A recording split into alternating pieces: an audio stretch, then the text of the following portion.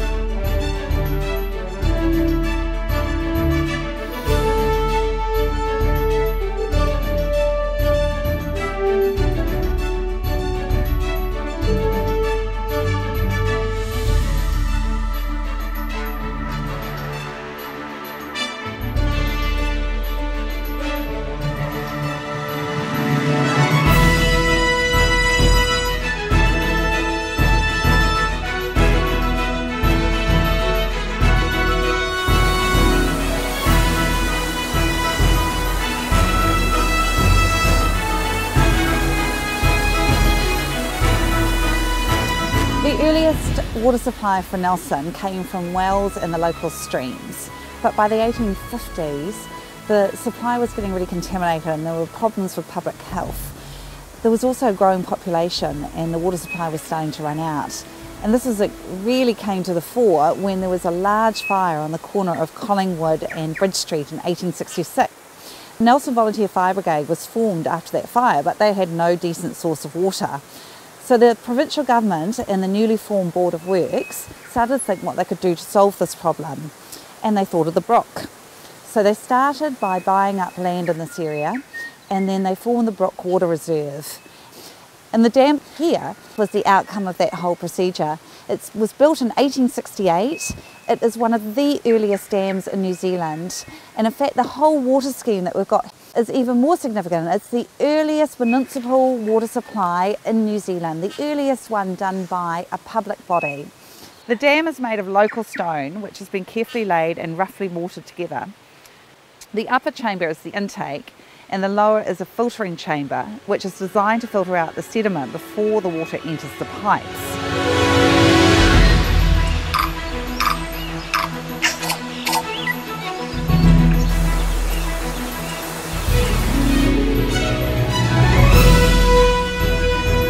The dam behind me we always thought was the original 1868 dam, however we now know it's not.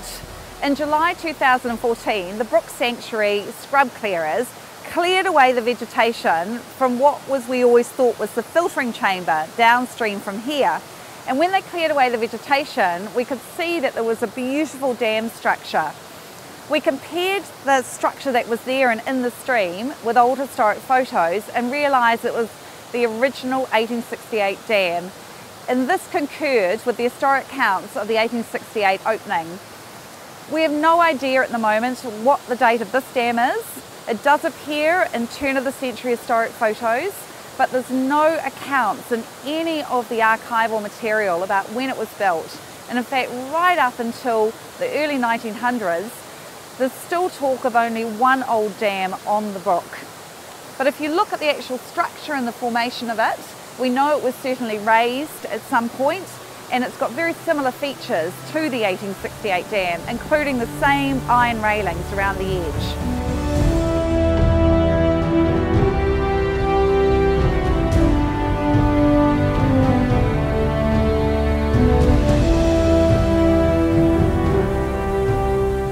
I'm standing in the middle of the original 1868 reservoir. It's actually still intact underneath me.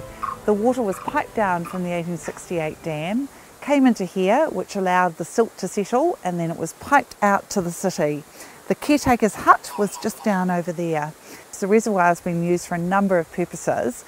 It was at one stage it was a swimming pool for the camp, and also the caretaker used to keep pigs in here.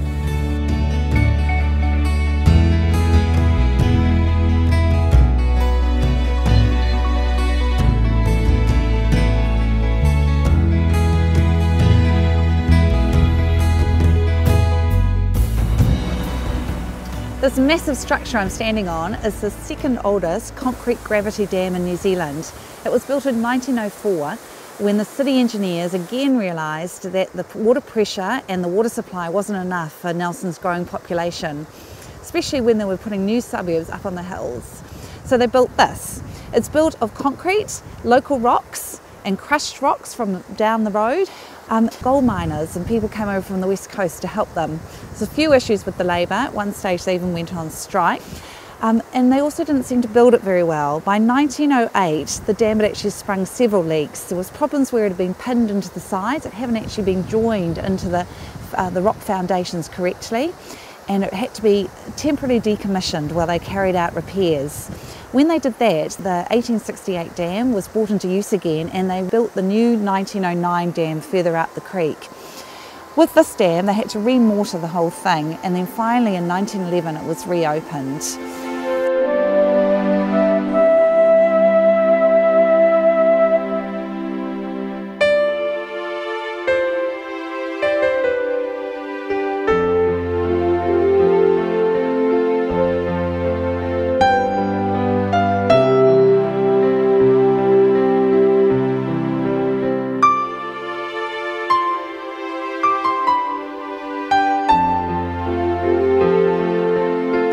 This bridge is really interesting. It may look modern, but it's not. It is at least 100 years old. We have a beautiful picture of some woman round about the First World War sitting on it, and it may be much, much earlier than that. The concrete deck sits on old railway irons and corrugated iron. The railway irons actually might be from the Dunmountain Railways. That was decommissioned and the railway irons sold off in 1872. The bridge doesn't look that significant, but it is. It's an integral part of the Brook Water scheme. All the individual parts make up a whole beautiful landscape which has got national significance of archaeological, engineering and historic value.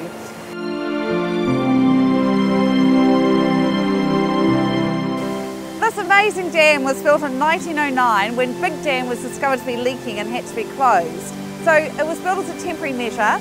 It's still essentially as it was then, with a few minor changes such as these new railings, and behind me it falls right down in this dramatic ravine, and it's got the most beautiful stonework. It's still very strong and intact today.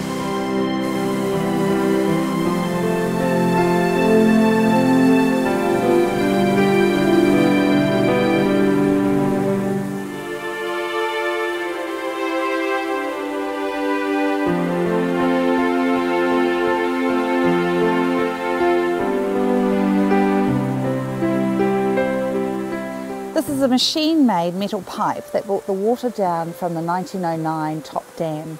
And we can tell it's machine-made because it's so beautifully precise. You can see the rivet holes are exactly the same distance apart. What they did is they got a sheet of metal, heated it up in a forge, and then wrapped it round so it's coiled like a spring. And then in this part of the same process, the rivets were punched into the pipe. Then in the 1950s there was a big drought in Nelson. The water supply was getting low, things were getting desperate, and then the council discovered that the pipe under the reservoir had sprung a leak. So they hired Zachariason, his mate, and Zach's dog, who fetched the tools, to come and lay this asbestos pipe, which we can still see really clearly today.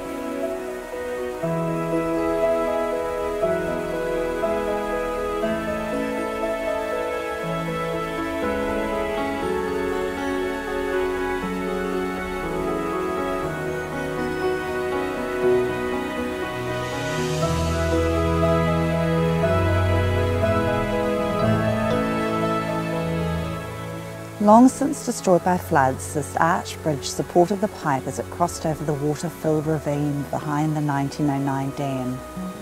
It was constructed from 3-inch galvanised pipe and angle iron. But now, sadly, all that remains is the twisted metal protruding from the banks.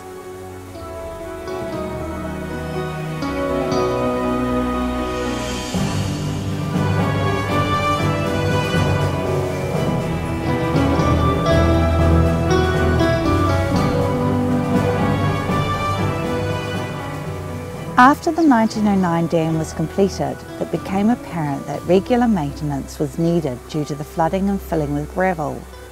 So they built this small dam to help relieve the supply while the 1909 was out of action.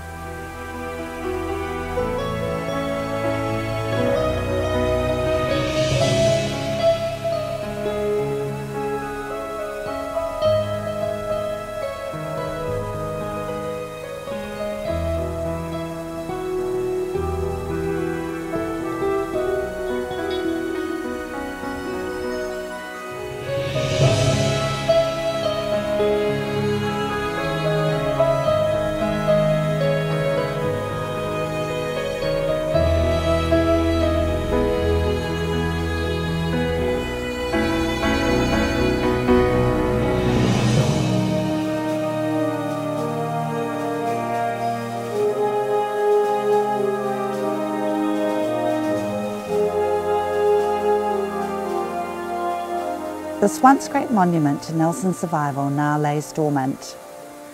In 1965, the dam was lowered for fear of collapse, and by 2000, the Brook water supply was no longer needed. So the dam was lowered again, and finally it was decommissioned, leaving behind a valley of concrete.